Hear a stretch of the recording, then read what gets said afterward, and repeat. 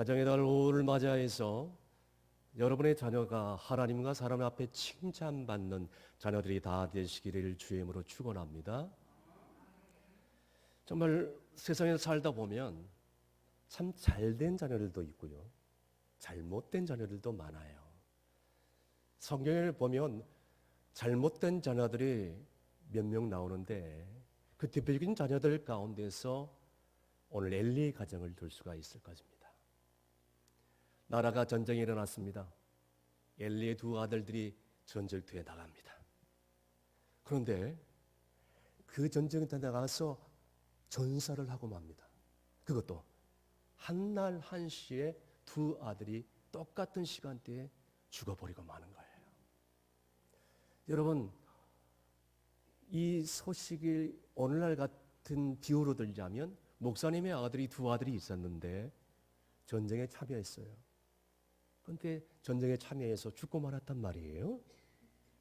교인들에게 이 소식이 들려질 때 교인들은 뭐라고 얘기할까요? 여러분, 불행은 여기서 끝나지 않습니다. 두 아들이 전사했다는 소식을 그 아버지 엘리가 들었습니다. 얼마나 충격적이겠어요. 그 얘기를 듣자마자 의자에 앉아있던 엘리 아버지가 충격을 받아서 그만 뒤로 넘어가서 목이 부러져서 그 자리에서 죽고 맙니다. 세상에 어떻게 이런 일이 일어날 수 있겠습니까?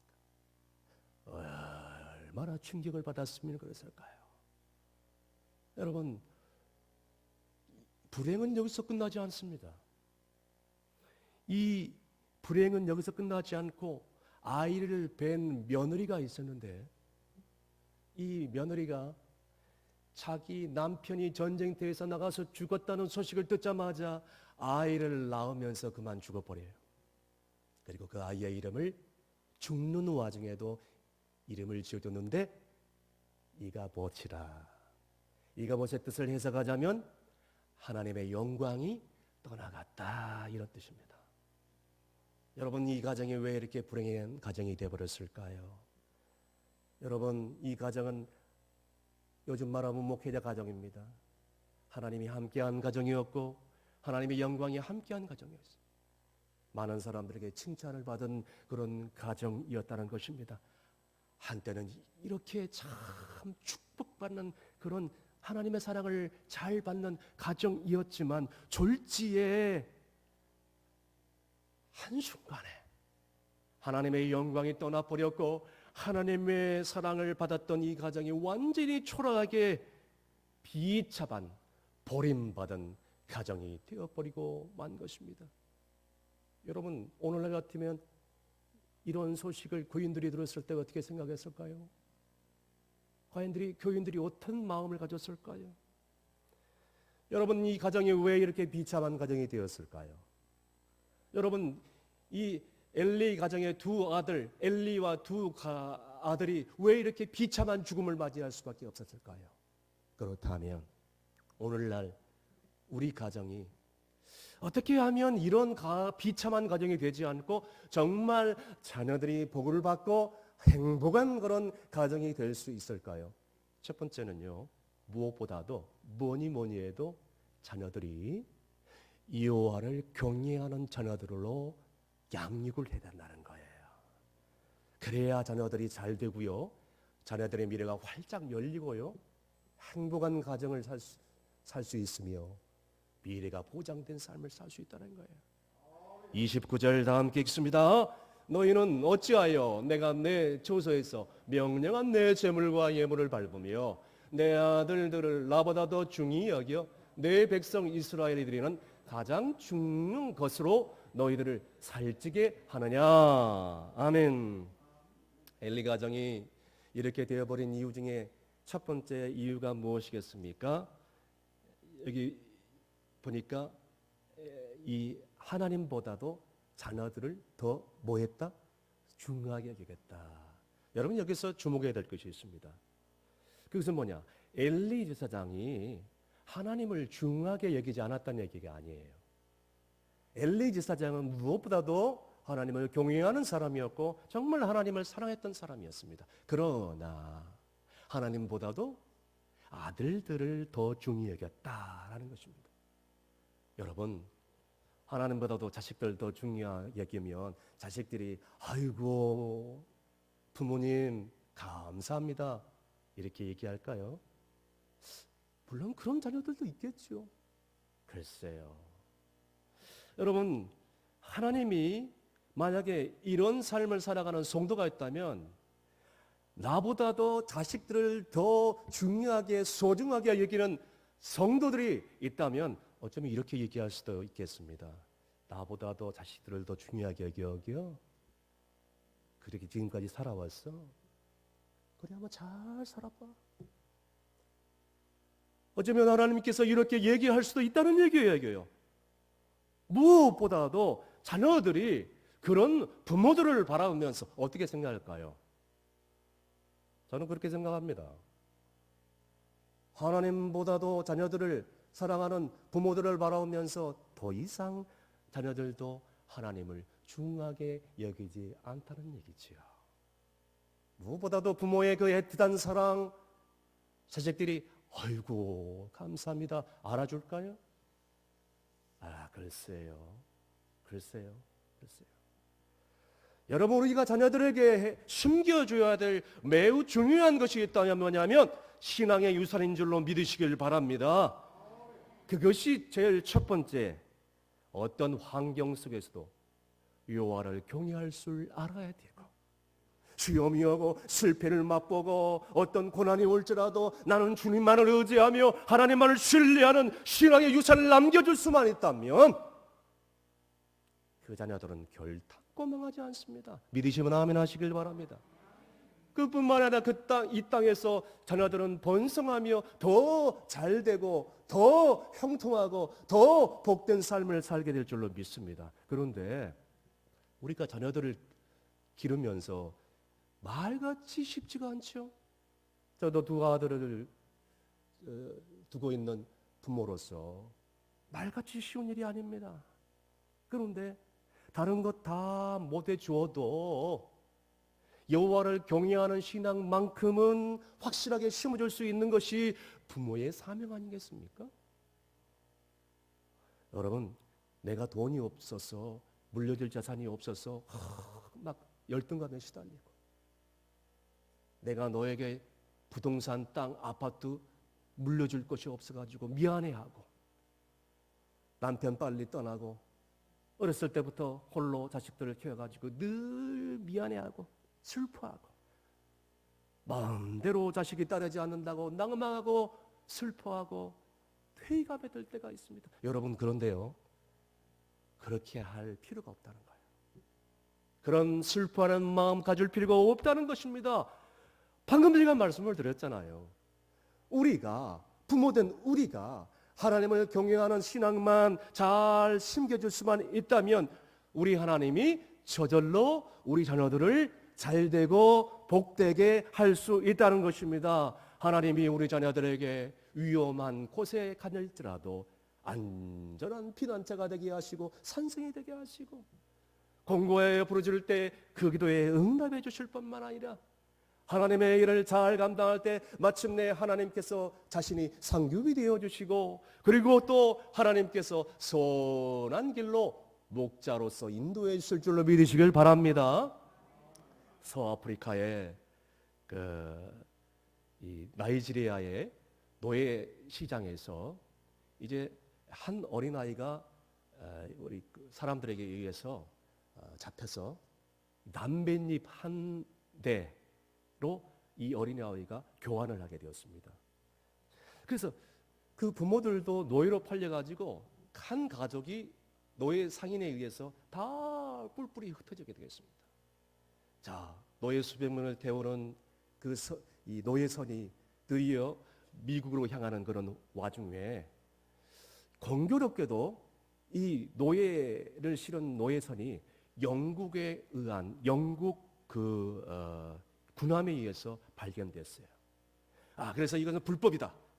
그래서 영국 군함이 이 노예선을 납포해 버립니다. 가보니까 감사하게도 영국 군함에는 군인 목사님이 계셨어요.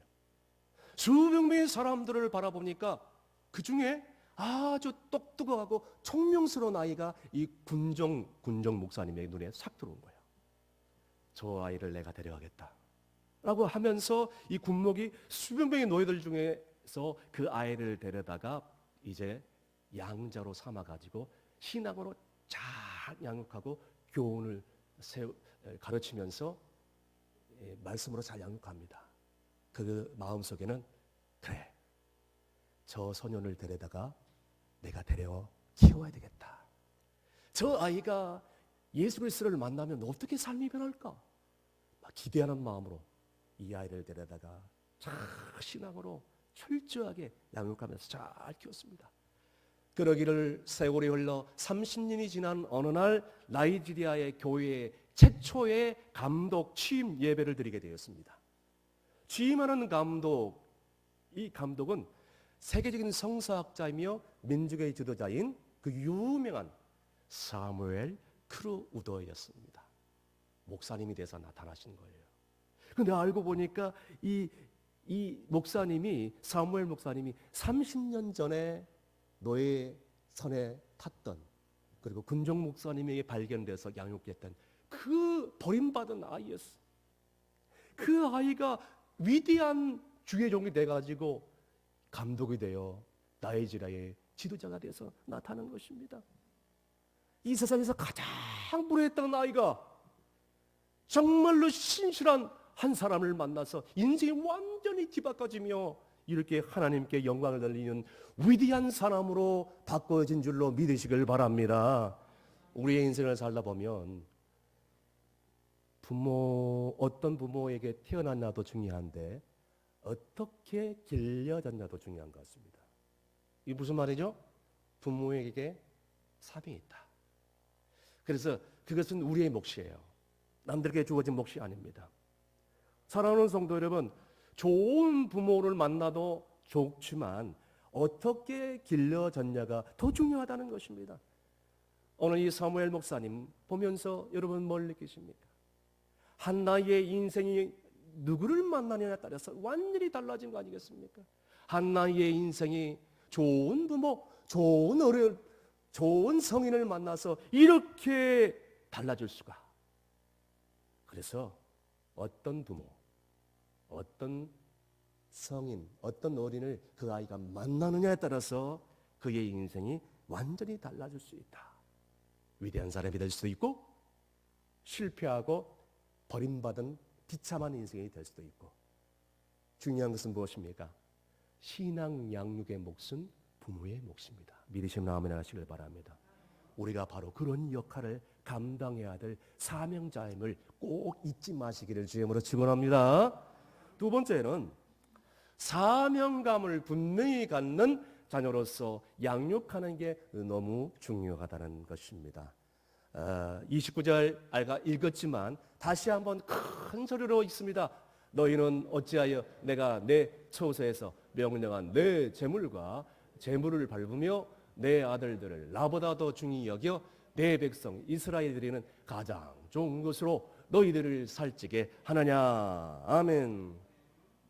여러분, 그들의 신분은 어떤 신분입니까? 제사장 신분이죠. 그럼 제사장은 어떤 일을 하는 거죠? 하나님께 나와서 제사를 드리는 사람입니다.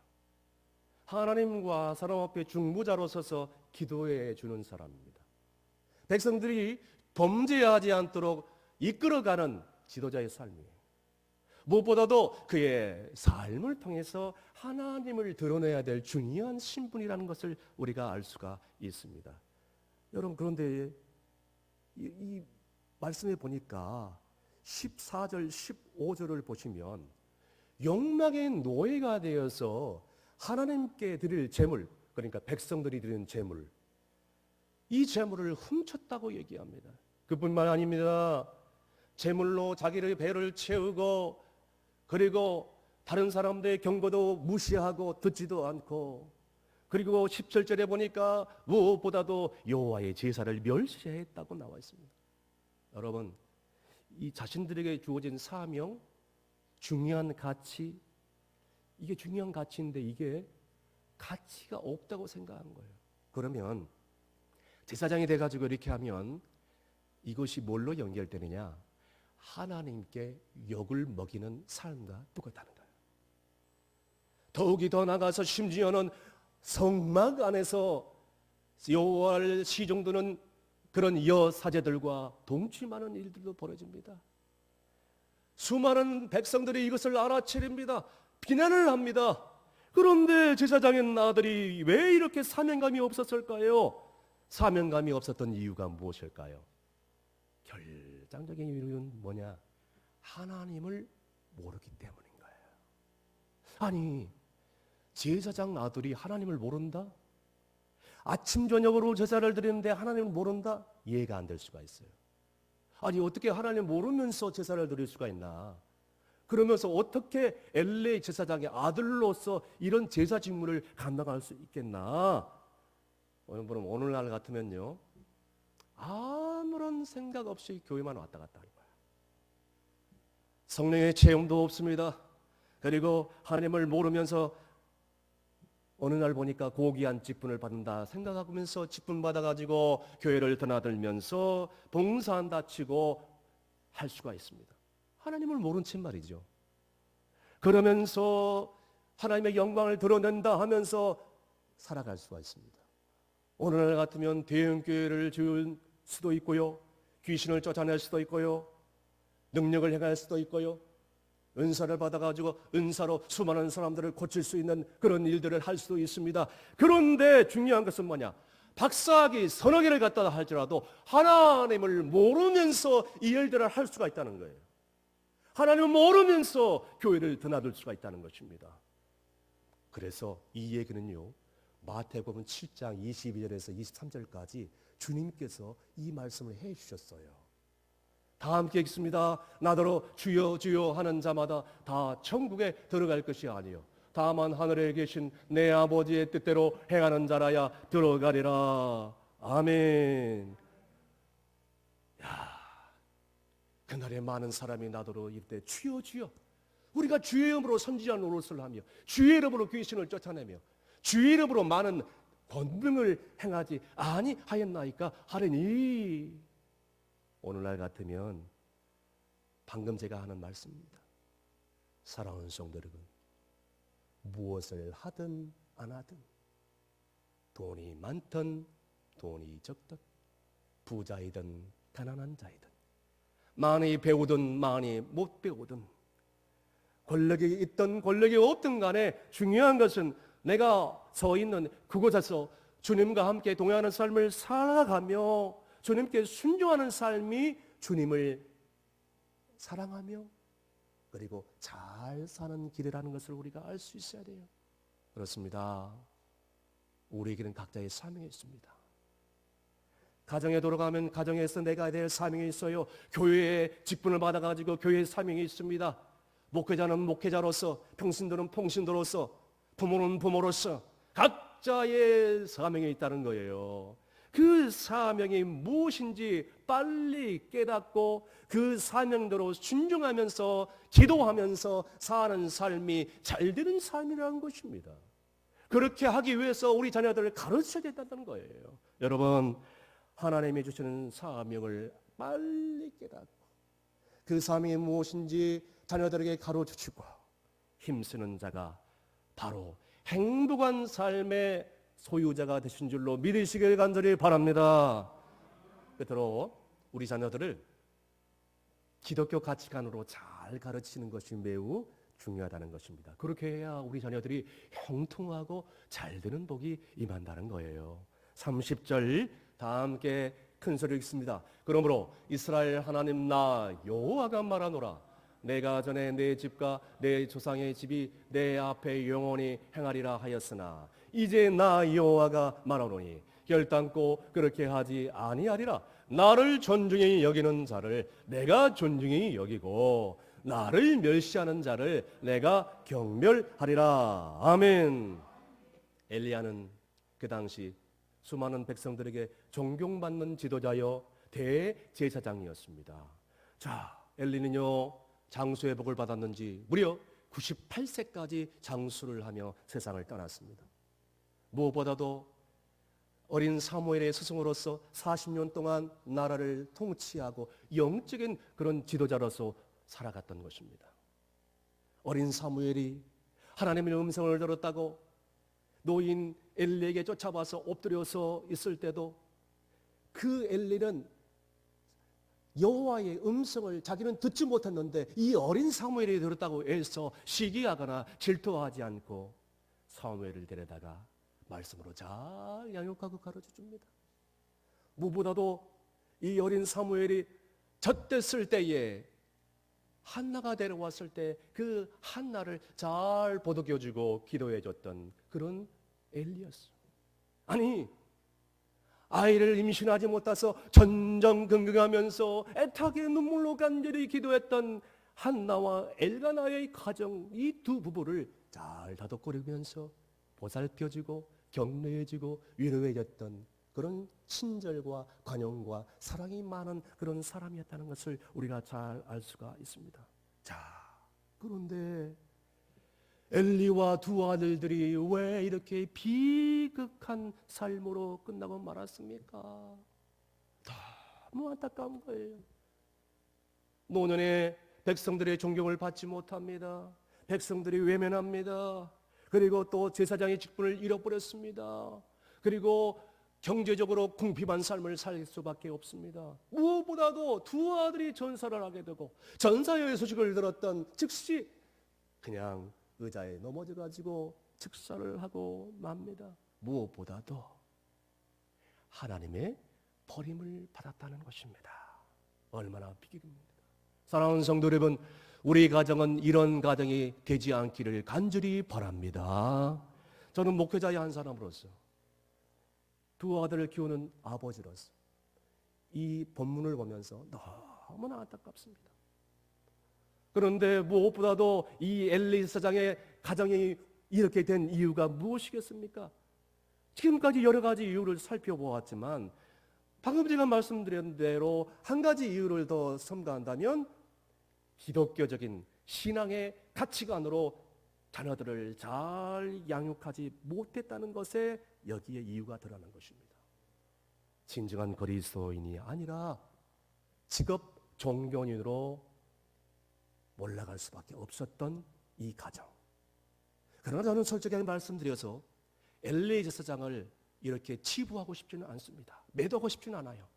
그러나 분명한 것은 엘리 제사장의 두 아들만큼은 이렇게 분명하게 정말 하나님께서 버림받을 수 없는 삶을 살 수밖에 없다는 것을 오늘 성경을 통해서 우리가 잘 알 수가 있습니다. 사랑하는 성도 여러분, 그들은요 인생을 살아가면서 정말로 중요한 가치가 무엇인가를 깨닫지 못했어요.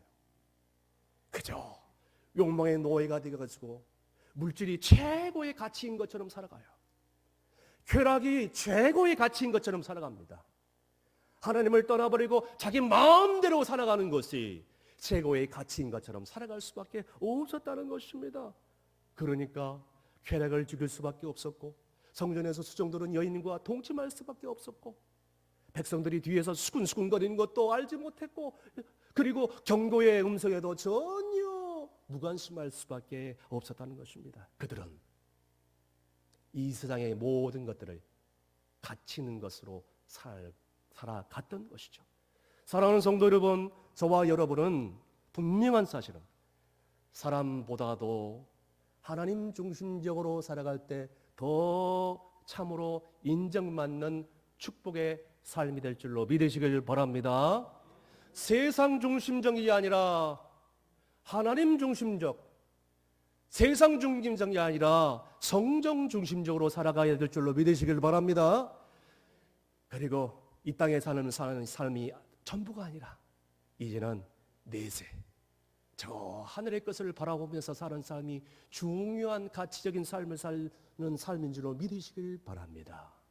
더 나아가서 내가 원대로 하고 싶으면 하고 안 하면 싶으면 하는 것이 아니라 섬김의 삶을 사는 것이 쾌락의 삶이 아니라 세상적인 욕망의 삶이 아니라 섬김의 삶, 알게 모르게 순종하면서 겸손한 삶을 사는 것이 정말 이 세상에서 중요한 가치적인 삶을 살며 영원한 만족인 것을 깨닫기를 간절히 바랍니다. 그러므로 여러분, 세상의 가치관을 살아가는 자녀들이 있다면 공부를 최고로 여기면서 너는 이 세상에 출세해야 된다, 우리 가문을 빛내야 된다, 더 이상 그렇게 여기지 말고 이제는 출세보다도 공부 잘하는 것보다도 돈 많이 버는 것보다도 제일 중요한 것이 무엇이라고요? 기독교적인 가치관을 가지고 살아가는 것. 세상 중심이 아니에요. 이 땅의 중심이 아닙니다. 쾌락 중심이 아니에요. 하나님 중심, 성전 중심, 섬김 중심, 말씀 중심. 할렐루야. 여러분, 누가 뭐라 그래도 이런 성경적인 가치관을 살아가면 여러분 반드시 우리 자녀들은 잘 되게 되어 있습니다. 그런데 엘리는 오늘 말씀을 보니까 그것을 알면서도 책망하거나 지적했다는 내용이 없습니다. 자신의 행실을 소문으로 듣고 알 정도로 이렇게 방이면 부모, 즉 무관심한 부모, 아예 관심이 없어요. 자식들의 잘못을 알고도 정말 성경적인 율법적인 가치관으로 책망하지 않았다는 것입니다. 사랑하는 성도 여러분, 오늘날에도 가만히 부모들을 보면요, 방임주의 부모들, 그리고 위장된 사랑, 쉽게 말씀드려서 아이들이 기를 죽이지 않는, 기죽이지 않기 운동, 책망하지 않기, 언젠가는 알아서 하겠지, 그런 운동, 이상한 병에 걸려있는 수많은 부모들을 발견하게 됩니다. 방임형 부모들, 관심이 없어요. 책망하지 않습니다. 자녀들의 잘못된 행동과 잘못된 어리석은 고집을 묵인합니다. 봐줍니다. 뭐 때가 되면 하겠지 뭐. 기를 죽이면 안 된다는 것이죠. 심지어는 어떤 부모들은요, 교사가 체벌 하면요 바로 경찰서에 고소하는 부모들이 있어요. 더 나가서 학교 주변의 아파트의 어떤 부모들은요, 그 반을 관찰하려고 만원경을 사가지고 24시간을 관찰하는 분들도 있다고 합니다. 여러분, 이것이 진정 가치 있는 삶일까요? 이것이 자녀들을 위한 삶입니까? 언젠가 한꺼번에 두 아들이 사법고시에 동시에 합격했던 그런 부모가 있어가지고 신문에 크게 보도된 적이 있습니다. 이 아버지는 시골교회 장로님이에요. 그래가지고 얼마나 깊은지 제가 기사를 가만히 읽어보니까 이 아들만 유경재를 낳았어요. 이 다섯째 아들이 행정고시와 사법고시를 동시에 합격했어요. 그리고 막내 아들도 사법고시에 합격한 거예요. 그러니까 유경재가 전부 다 뭐 행정고시, 사법고시, 뭐 공무원 시험에 전부 다 올 패스를 한 거예요. 어느 날 신문기자들이 장로님에 와가지고 그렇게 자녀들이 잘 될 수밖에 없는 비결이 무엇입니까? 라고 물어봤다고 합니다. 그때 이 장로님이 이렇게 인터뷰를 했다고 합니다. 저는 어려서부터 단 한 번도 공부하라고 야단쳐 본 적이 없습니다. 가자. 정말 주의를 온전히 성수하고 주님만을 바라보면서 신앙생활을 열심히 할 것만 당부했고, 그리고 우리 부부들은 이 아이들 앞에서 정말 기도의 본을 보였을 뿐입니다. 얼마나 많은 사람들에게 감동을 주는지. 기자가 이어서 인터뷰합니다. 기도 제목이 무엇입니까? 저의 기도 제목은, 우리 부모의 기도 제목은 자식들 앞에서 꾸준하게 신앙생활의 본을 보이고, 우리 부모의 본을 봐서 우리 자녀들도, 우리 아들들이 내 뒤를 이어 이 교회의 신실한 장로들이 다 되는 것입니다. 할렐루야. 말씀의 결론을 내립니다. 여러분은 어떤 부모가 되고 있습니까? 자녀들 앞에 어떤 기도의 본, 신앙의 본을 보이고 있습니까? 교회에 나오실 때 목사, 장로, 권사, 집사로서 날마다 본을 보이지 않고 세상에 트로트 노래나 불러하고 술에 취해 있고 중독되어 있고 세상의 것에 중독되어 있고, 그리고 날마다 틈만 나면 부부가 싸우고 그리고 폭력을 행사하고, 그렇다면 자녀들이 하나님을 어떻게 생각했습니까? 더 이상 하나님을 바라보지 않을 겁니다. 하나님을 그저 옷에 다는 액세서리로 생각할 것입니다. 여러분, 이제 늦지 않았어요. 하나님을 나의 전부가 되어서 사는 것이 우리가 해야 될 일이에요. 우리가 하나님을 따라가고 그리고 하나님을 섬기고, 여러분 잠시 시간 내어서 시간 나니까 교회 나와서 봉사하고 헌신하고 기도하고 이게 아니에요. 정말로 하나님을 따라가는 삶은요, 나의 삶의 전부가 되는 거예요. 믿으시면 아멘. 주님이, 하나님이, 교회가 내 삶의 100% 전부가 돼야 돼요. 틈이 나니까, 시간이 나니까 아니에요. 그걸 뭘 바라봐요? 자식들이 바라보는 거예요. 저도 자식들을 키우는 한 사람으로서 매우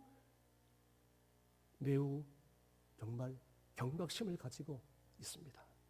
사랑하는 성도 여러분, 모든 것을 다 잃어버렸다 하더라도 하나님만은 우리가 잃어버리지 않기를 간절히 바랍니다.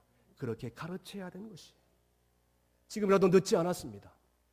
하나님 중심의 가치관, 교회 중심의 가치관, 천국의 중심의 가치관, 섬김의 가치관을 잘 가르쳐서 분명히 복된 가정 자녀들이 다 될 수 있기를 주임으로 축원합니다.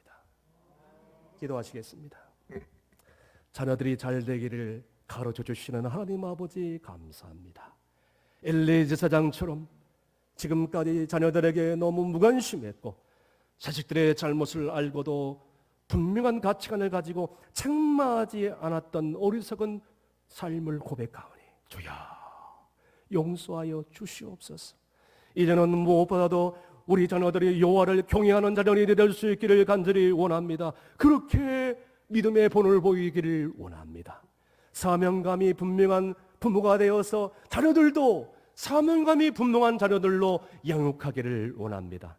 기독교 가치관으로 분명히 가르쳐서 섬김의 자녀들, 겸손의 자녀들, 세상과 하나님께 칭찬받는 자녀들이 다 될 수 있도록 예수님 축복 내려 주시옵소서. 예수님의 이름으로 기도합나이다. 아멘.